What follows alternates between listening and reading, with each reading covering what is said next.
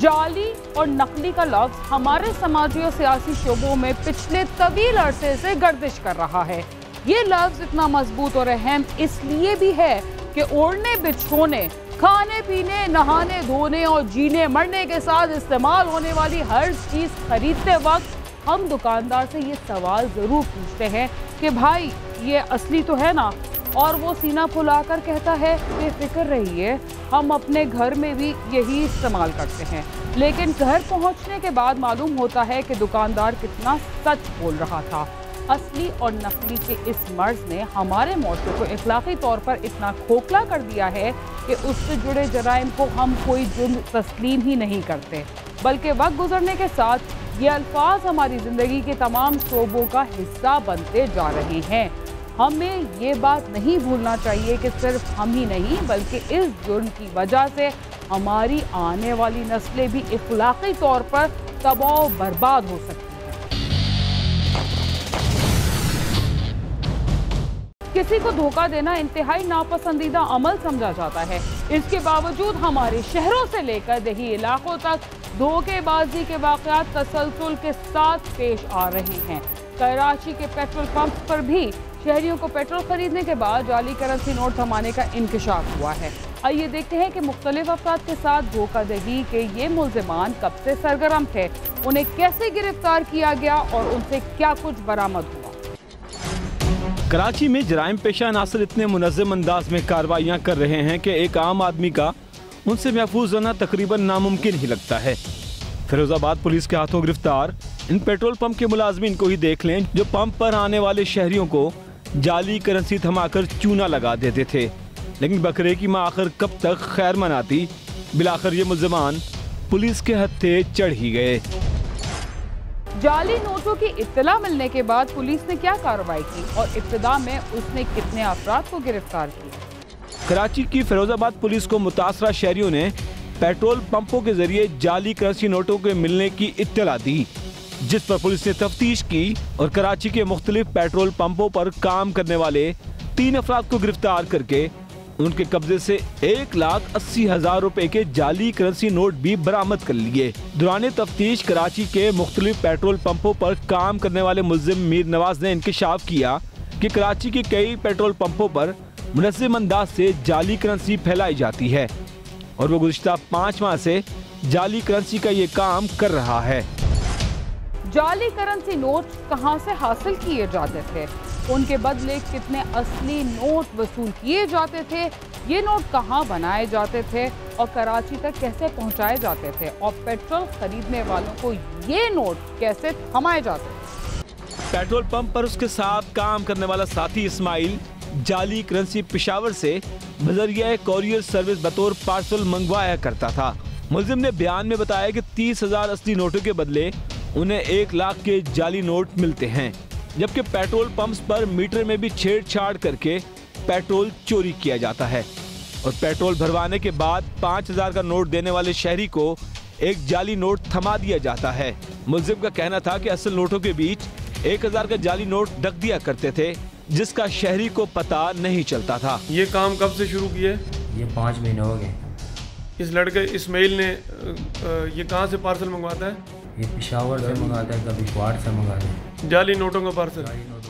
तो मैं ये बताता था, ये बोलता था मेरा कार्ड आ रहा है, 1000 वाले कार्ड आ रहे हैं, तुम मेरे साथ लेने के लिए चलो बोरिया। वो मैं उधर जाता था, ये मेरे को उधर खर्चा देता था। पहला पार्सल कहाँ से लिया? पहला पार्सल कॉलोनी गेट से लिया, दूसरा पार्सल ये लेने गया नसरी। ठीक है। मेरे को 5,000 खर्चा देता था, फिर वहाँ से रश्के में बैठ के चला जाता था। मेरे को बोलते तू जा। तो ये पार्सल, ये पैसे कहाँ करता था, क्या करता था, किस तरह इस्तेमाल? एक कोई मांगता था 30,000 का, उसको 1 लाख वाला देता था, या कोई मांगता था 60,000 का, उसको 2 दे देता था। और बाकी पैसे कहाँ इस्तेमाल करते थे? बाकी पैसे पंपों पे इस्तेमाल करता था। मुल्जिम मीर नवाज ने इस बात का एतराफ़ किया कि वो अपने साथी इस्माइल के साथ मुख्तलिफ पोस्ट ऑफिस से पार्सल वसूल करता रहा है और उसे हर पार्सल के साथ 5,000 रुपए मिला करते थे। SSP ईस्ट साजिद सदोजई का कहना है कि गिरफ्तार मुल्जिमान ने दौरान तफ्तीश एतराफ़ किया है कि पेशावर से जाली करेंसी पूरे पाकिस्तान में कोरियर सर्विस बजरिया बस कार्गो तरसील की जाती है। गिरफ्तार मुल्जिमान के खिलाफ मुकदमा दर्ज करके तफ्तीश शुरू कर दी गई है। कैमरामैन जिशान नवाब के साथ सालिक शाह, समा, कराची। जाली नोटों का कारोबार बज़ाहिर कोई नया जुर्म नहीं, बल्कि दुनिया के मुख्तलिफ ममालिक में ये धंधा जारी रहता है। लेकिन हमारे मुल्क में जाली नोट फैलाने की वजह से मईशत पर जो बुरा असर पड़ सकता है, उस पर तब तक काबू पाना नामुमकिन होगा जब तक उससे जुड़े बैनुल-अक़वामी गिरोहों को बेनकाब नहीं किया जाता। प्रोग्राम क्राइम सीन में वक्त हुआ एक मुख्तसर से वक्फे का, जिसके बाद हम दोबारा आपके साथ होंगे। तब तक आप समा के साथ हैं। प्रोग्राम क्राइम सीन में एक बार फिर खुशामदीद। गुर्बत, बेरोजगारी, महंगाई और लूटमार ऐसे काम हैं जो कम होने के बजाय मुसलसल बढ़ रहे हैं और आम आदमी अपने गुजर बसर के लिए मांगने पर मजबूर हो चुका है। चाहे कर्ज हो या भीख, जिंदगी गुजारने के लिए किसी एक का सहारा तो लेना ही पड़ता है। लेकिन हमारे माशरे में ऐसे लोग आज भी मौजूद हैं जिन्हें हम सूदखोरों के नाम से जानते हैं। जब ये सूदखोर किसी मजबूर शख्स को अपने पंजों में दबोचते हैं तो उसे जान के लाले पड़ जाते हैं। कुछ ऐसा ही हुआ बूरेवाला के एक खानदान के साथ, जो गुर्बत के बायस सूदखोरों से कर्ज तो ले बैठा, मगर उसके बदले उसे अपनी बेटी की जान से हाथ धोना पड़े। आइए जानते हैं कि गुर्बत ज़दा घराने की 13 साला बेटी के साथ सूदखोरों ने क्या सलूक किया। बूरेवाला के गांव 517 ईबी की बस्ती मोचीवाला का रहायशी मोहम्मद जहांगीर मेहनत मजदूरी करके अपने कुंबे का पेट पाल रहा था। कम आमदनी और महंगाई के बायस गुजर बसर इंतहाई मुश्किल थी। अक्सर औकात घर में फाका होता था। जहांगीर ने मकामी रहायशी फिदा हुसैन से चंद हजार रुपए सूद पर कर्ज लिए, जिसे वो हर महीने इकसात की सूरत में अदा कर रहा था। मगर फिदा हुसैन ने उसे सूद दर सूद ऐसे फंसाया कि रकम बढ़कर 60,000 रुपए हो गई। शहर बूरेवाले दे विच 517 ਚੱਕ ਦੇ ਵਿੱਚ ਮੈਂ ਰਹਿੰਦਾ ਸੀ ਤੇ ਇਹਨਾਂ ਕੋਲੋਂ ਜਨਾਬੇ ਲਈ ਮੈਂ 60,000 ਰੁਪਇਆ ਕਰਜ਼ਾ ਲੈ ਕੇ ਜਨਾਬ ਇਹਨਾਂ ਨੂੰ ਮੈਂ ਉਧਾਰਾ ਲਿਆ। ਇਹਨਾਂ ਮੇਰੇ ਤੇ ਸੂਤ ਬਣਾ ਕੇ ਇਹ ਜਨਾਬ ਮੇਰੇ ਕੋਲੋਂ ਉਹਦੀ ਕਿਸ਼ਤ ਵਸੂਲ ਕਰਦੇ ਰਹੇ। ਮੈਂ गरीब आदमी हाँ। जहांगीर ने कर्ज उतारने और घर की हालत बेहतर करने के लिए फैसला किया कि वो किसी बड़े शहर में चला जाता है और फिर उसने कराची जाने का इरादा किया। फिदा हुसैन को जब इस बात का इल्म हुआ तो उसने जहांगीर को कहा कि पहले रकम अदा करो फिर जाना, या फिर जमानत के लिए अपनी 10 साला बेटी साबरा को यहाँ छोड़ जाओ जो घर के काम करके कर्ज उतारे। जहांगीर मरता क्या न करता, वो अपनी फूल सी बेटी फिदा हुसैन के घर छोड़कर बाकी बच्चों और बीवी के हमरा कराची चला गया। 7 ਲੱਖ रुपया दे दो। 7 ਲੱਖ रुपया जनाब मैं कितों गरीब आदमी सा मैं कितों देंदा इन्हां नूं। इन्हां जनाब मेरे क्या जे अपनी बच्ची दे दे ते जदों पैसे देगा साडे फिर तेनू बच्ची मिलेगी। मैं जनाब मेहनत मजदूरी करदा करांदा जी इत्थे कराची तिक्कर आ गई। मासूम साबरा सूद उतारने के लिए घरेलू मुलाजमा तो बन गई, मगर मालकान के तशद्दुद से जान की बाजी भी हार गई। उसके बाद पुलिस ने क्या कार्रवाई की, आइए जानते। देखते ही देखते जहांगीर को कराची आए 3 साल हो गए। यहाँ भी उसकी माली हालत ना बदली, उल्टा वो जिगर के आर्जे में मुब्तला हो गया। दूसरी जानिब उसकी बेटी साबरा जो अब 13 साल की हो गई थी, वो जब भी वालिदैन से मिलने की जिद करती उसे तशद्दुद का निशाना बनाया जाता। एक रोज मकामी रहायशियों ने फिदा हुसैन के घर से साबरा की चीखों पुकार सुनी, जिसके कुछ देर बाद महल्लेदारों ने देखा कि घर से फिदा हुसैन की बीवी और बेटी बदहवासी के आलम में निकल कर गई। महल्लेदारों को तशवीश हुई। उन्होंने अंदर जाकर देखा तो साबरा सहन में मुर्दा पड़ी थी, जिस्म पर जा बजा तशद्दुद के निशानात थे, जिस पर पुलिस को इतला कर दी गई। पुलिस ने लाश पोस्टमार्टम के लिए भिजवाकर फिदा हुसैन की बीवी राशिदा समेत 3 अफराद के खिलाफ कत्ल का मुकदमा दर्ज करते हुए उन्हें गिरफ्तार करके तफ्तीश शुरू कर दी है। पुलिस का कहना है कि जल्द ही तमाम हकाइक सामने आ जाएंगे। सुबह एक बहुत अफसोसनाक वाक़या हुआ 517 ईबी में 15 के कॉल वसूल होने पर मैं नफरी मौका पर पहुंचा हूं तो उधर देखा कि एक बच्ची 12-13 साल जिसकी डेड बॉडी मिली। उसको मौका पर पहुंचकर उसको डेड बॉडी को कब्जा पुलिस में लिया गया और गर्ज पोस्टमार्टम THP अस्पताल बूरेवाला रवाना किया गया और मुलजमान के बारे में इलाका से पूछ-गुछ की गई है। असल मुलजमान को ट्रेस करके गिरफ्तार करके कैफरे किरदार तक पहुँचे।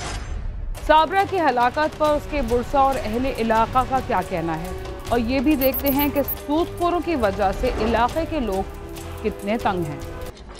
साबरा की हिलाकत की इतला पाकर उसकी मां कराची से बूरेवाला पहुंच गई, जबकि जहांगीर जो कि बीमारी के बायस बिस्तर से लग गया था वो ना आ सका। इतने मेहनत मजदूरी करता बीमार आदमी है, जिगर दा मरीज है। इन्हें मेरी बच्ची ते मैं फोन करता था, मेरी बच्ची ना गल भी नहीं सी करांदे। इन्हें मेरी बच्ची ते एडे जुल्म कीते ने, इन्ना कर करके मेरी बच्ची फना गाती है, पता नहीं की जुल्म करांदे रहे ने। ते ए वेखो मेरा हालात वेखो, मेरे पैरों वेखो, मैं जिगर दा मरीज हाँ। लिहाजा वजीरे वाले अगे मेरी गुजारिश है कि मेरा इंसाफ किया जाए गरीब मस्कीन दा। इन्हें मेरे ते बड़ा जुल्म करके मेरी बच्ची नूं मारिया है, ते मेरी गुजारिश है कि मेरा इंसाफ किया जाए गरीब मस्कीन दा जी।